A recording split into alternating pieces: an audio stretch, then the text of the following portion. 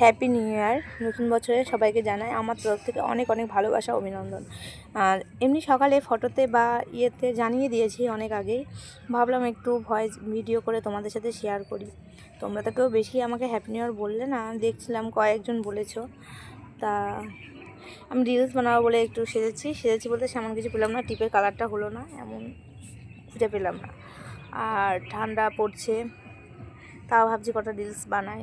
বসে আছি, আজকে নতুন বছর, সবাই পিকনিক করছে, আমাকে কেউ পিকনিকে নেয়নি গো। বাড়িতেই রান্না করে খাওয়া দাওয়া করলাম। খাওয়া দাওয়ার পর ভাবছি একটু ভিডিও বানাই আর তোমাদের সাথে শেয়ার করি।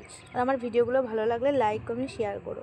আর নতুন বছর যেন এইভাবে ভালোবাসা দিয়ে, যারা আমাকে ভালোবাসা দিচ্ছে, একটা ভিডিওতে আমাকে অনেক অনেক ভালোবাসা দিয়েছে, তোমরা এইভাবে যেন পাশে থেকো। আর আমার বড়দের জন্য অনেক অনেক অনেক ভালোবাসা। আর মানে আমার থেকে অনেক বয়স্ক যারা, তাদের প্রণাম জানাই আজকের দিনে। আমি জানি না, অনেকে বাজে নেগেটিভ কমেন্ট করে, তাদের উদ্দেশ্যে বলি যে নেগেটিভ কমেন্ট করাটা ঠিক নয়। দেখো, আমি যদি তোমাকে একটা কথা বলি, তোমার তো খারাপ লাগবে, তাই না?